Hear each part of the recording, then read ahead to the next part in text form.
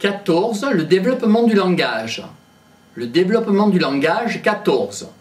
Le développement du langage implique la normalité des situations anatomiques et physiologiques de base, ainsi que les compétences sensorielles, motrices et perceptives. La langue est un ensemble de communication au sein d'un même groupe. Il y a donc une image symbolique. Pour Piaget, c'est la sémiotique, c'est-à-dire le fait qu'un mot, un mot-t désigne un objet. Pour que le langage apparaisse, il est nécessaire d'avoir un appareil anatomo-physiologique normal. 2. Des apports extérieurs. 3. Et surtout, une volonté de communication, de relation avec l'entourage. Grand 1.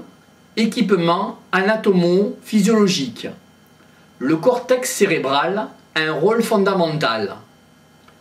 Les centres du langage sont situés dans le cortex du lobe temporal et du lobe frontal. Ce sont des zones latéralisées.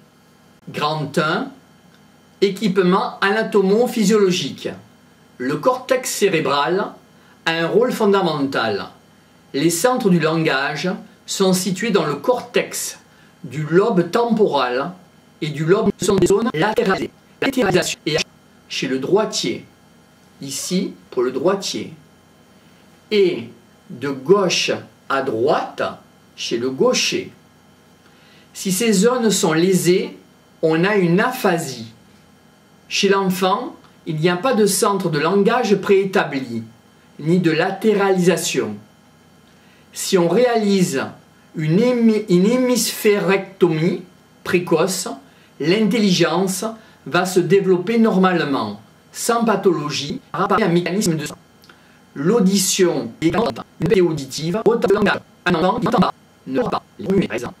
Les organes de voix, c'est-à-dire du langage, se servent. En souffle d'unité, on a dit en faux, des choses.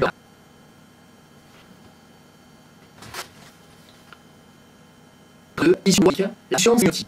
Le langage est un outil communicatif, mais ce n'est qu'un exemple de communication.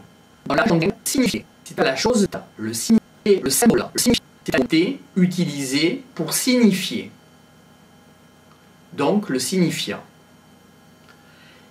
Il existe deux lois de l'acquisition. 1. Plus les mots MOTS désignent quelque chose qu'il perçoit, plus vite ils sont acquis. On retient d'abord le concret, puis en secondaire, l'abstrait. 2. La signification se restreint à mesure que l'enfant accroît son vocabulaire. Un mot MOT a plusieurs valeurs au début, puis il désigne une seule chose au fur et à mesure que l'enfant grandit. 3. La fonction relationnelle. Le langage a une fonction relationnelle. La communication avec autrui. Il prouve une intention de communication avec autrui.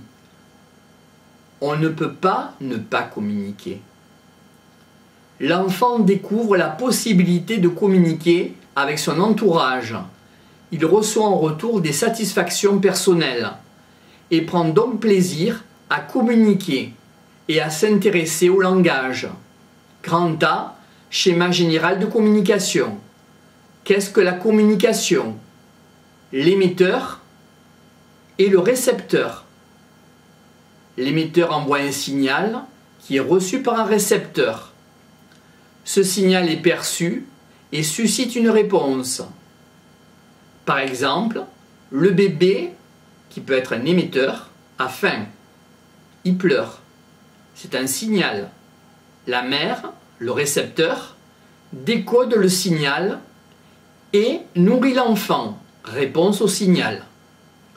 À mesure que l'enfant répète ses expériences, il fait la relation entre le signal, ses propres pleurs, un objet, le biberon, et ce qu'il éprouve en lui-même, la faim. Grand B, la nécessité de développement de l'intelligence.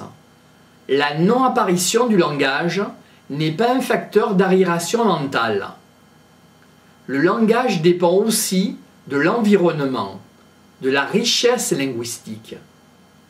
L'enfant expérimente ses compétences à communiquer dans la relation. Le plaisir de parler est très fortement lié aux échanges affectifs. Quand le milieu ne favorise pas la communication, le langage est perturbé. Il y a donc une notion de richesse linguistique du milieu. C'est l'importance des stimulations du langage. 20% des enfants ont acquis un langage structuré à 6 ans. Grand 4, les étapes de l'acquisition du langage. Grand A, la phase prélinguistique ou phase préverbale. 1. Pendant les premières semaines de la vie, il y a des cris et des bruits modulés. Ce sont des activités bucco-phonatoires sans valeur communicative finalement, ou relationnelle. Progressivement, ces cris prennent valeur de signal. La mère dotée de singulières capacités d'attention envers son bébé reconnaît les pleurs et les différentes significations. 2. Vers la fin du 2e mois, c'est la phase du jasis, ou du babil, ou de l'allation, ou des gazouillis. Les sons correspondent aux voyelles antérieures, A et E. Puis, il y a les consonnes gutturales comme le R, ARE. Ensuite apparaissent des sons divers, y compris des sons qui n'existent pas dans le langage des parents. Il y a un plaisir d'émission et d'audition, comme les glossolalies entre autres. L'enfant prend plaisir à s'écouter lui-même. Les enfants sourds ont aussi une place, une phase de jasis. L'enfant s'aperçoit qu'il peut maîtriser les sons. Il prend plaisir à cela. L'enfant donc s'aperçoit qu'il peut maîtriser les sons et il prend plaisir à cela. Le jasis est une activité de jeu JEU ludique qui survient pendant les périodes de détente, de satisfaction. Le bébé prend plaisir aux exercices phonatoires et à les écouter. Puis il accède doucement au contrôle de ses jasis. Il y a une communication avec son entourage. La mère reproduit ce jasis. Ce sont les prémices d'une communication verbale. 3. Vers 7-8 mois, l'enfant imite les sons de l'adulte. C'est l'écholalie. À ce stade, on observe une différence entre les sourds et les entendants. B. Grand B, la phase linguistique. Cette phase commence vers le 8e mois. L'enfant passe du stade phonétique au stade phonologique. L'enfant commence à faire la différence entre le P et le B. Par exemple, il cesse d'émettre des jasis. 1. De 10 à 15 mois. Le jasis disparaît et le premier mot émoté apparaît.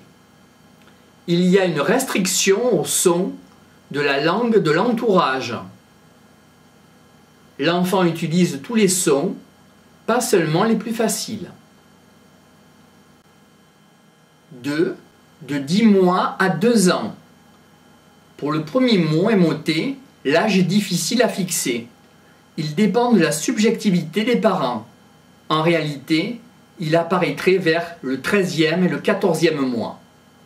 Ce sont des monosyllabes redoublées. Papa, mama. Des phrases, ou plutôt des mots MOTS phrases, dont la valeur n'existe que dans un contexte donné. Un seul mot MOT dont la signification est donnée dans le contexte, accompagné de mouvements de visage, peut avoir le même sens qu'une phrase entière. L'utilisation de ces mots MOTS est liée à la vie émotionnelle. Cette phase dure entre 6 mois et 1 an. Il y a également apparition du nom NON. L'enfant reproduit le nom NON en s'identifiant à l'adulte interdicteur. De 1 an à 2 ans, apparition de la première phrase. Apposition de 2 mots MOTS sans liaison. Maman partie. C'est un phénomène d'imitation où le bébé répète la fin des phrases qu'il a entendues.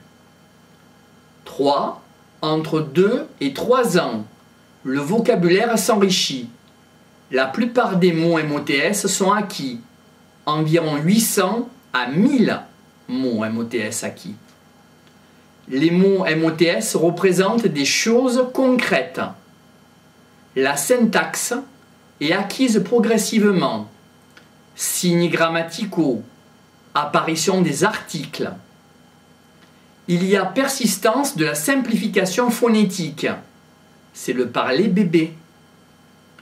Si celui-ci persiste au-delà de 3-4 ans, c'est pathologique. Enfin, 4. Après 3 ans, le vocabulaire s'enrichit avec des mots MOTS abstraits et des mots MOTS de relation. Perfectionnement des acquis syntaxiques. À partir de 6 ans, il y a aussi apprentissage de l'écriture. Il existe des relations entre la langue parlée et la langue écrite, à double sens. La lecture corrige les défauts du langage parlé. Un retard dans l'acquisition du langage oral peut gêner dans l'apprentissage de la lecture.